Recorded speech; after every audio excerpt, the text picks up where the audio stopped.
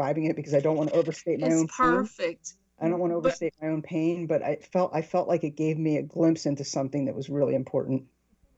But Harry, it's when we have those experiences that allows us to not only sympathize with people, you begin to empathize, and that's what you did. You know, as you were talking, I was reminded about. I remember there was a job, it was a dream job I've wanted, and I was interviewing, and they told me I had to move to this particular part of the country.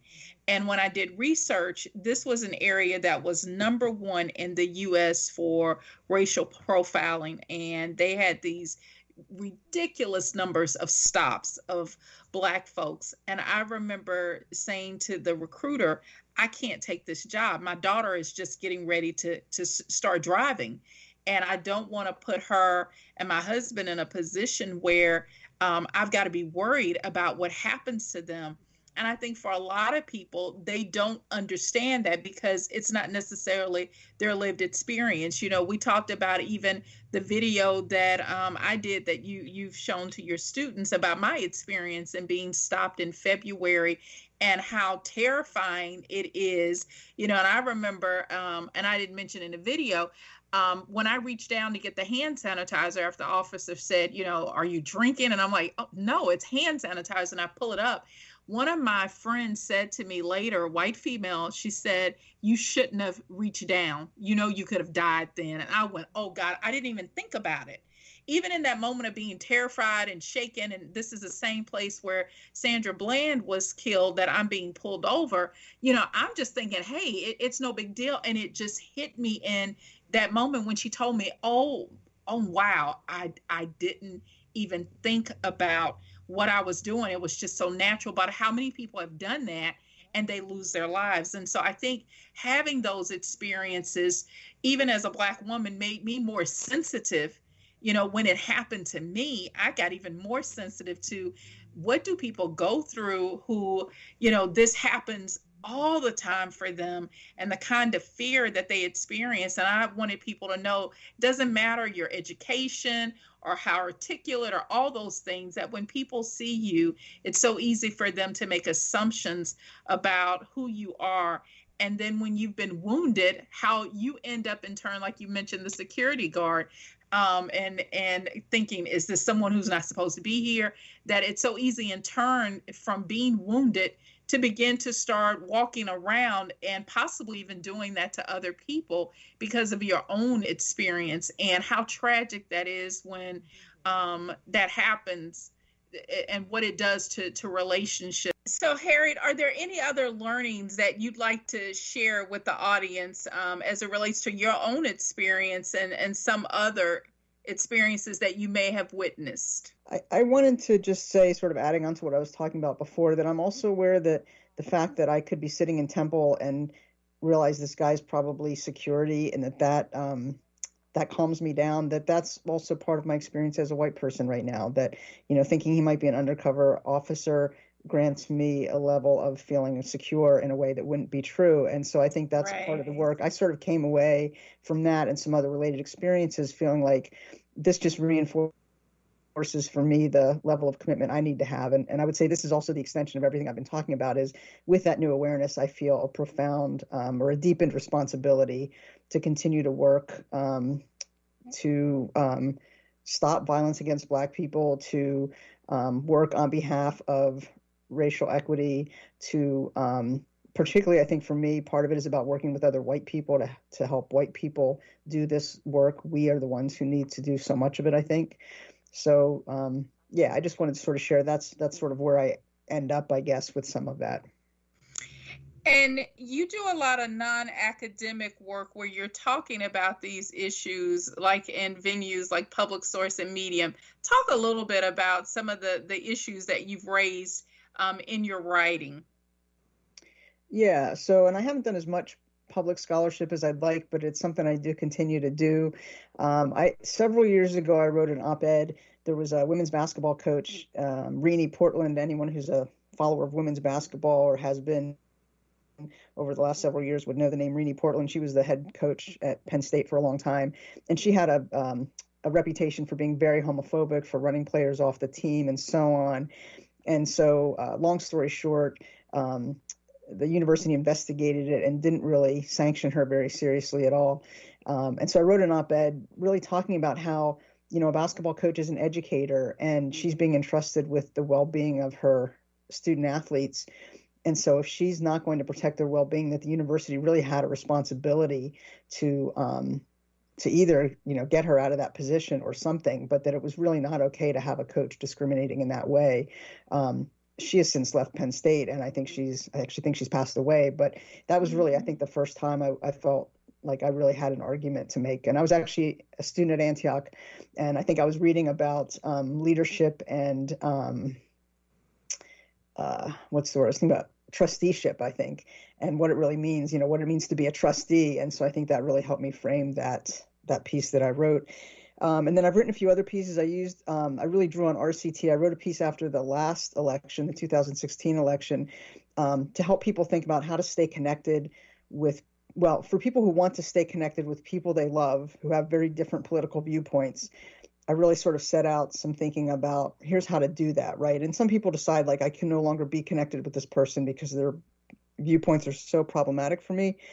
But I think for lots of other people, they do want to stay connected with family or old friends, even despite political differences. So I really drew on RCT to talk about how might we stay connected in the midst of profound political divide.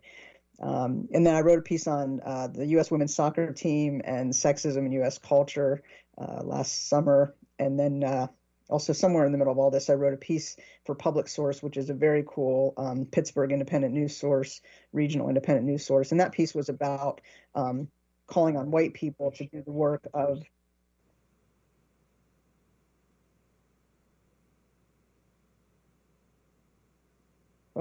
got some other.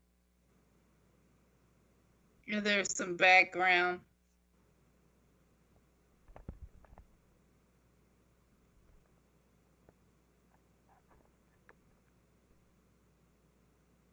Are you still there, François? Yeah, I'm still here. Okay. Kate. Yeah, we can hear background. Okay. Okay. All right. Harriet, let me dig a little bit deeper about not only do you write a lot about these issues that are so important in our world today, as you're talking about racism and sexism and homophobia, you talk a lot about the connectedness piece, and you just mentioned that, and it made me think about what are some lessons as a teacher, professor, extraordinaire. What is it? Because I watch you do this, but what is it that you can help us do in the midst of COVID and all of us are feeling so disconnected? How can we maintain our relationships and feel like we matter in the midst of all that is going on, and especially as it relates to people of color and dealing with folks that may have different lived experiences? How do we stay connected and not allow our fear and allow our perception to get in the way of having real relationships, even as we're quarantining?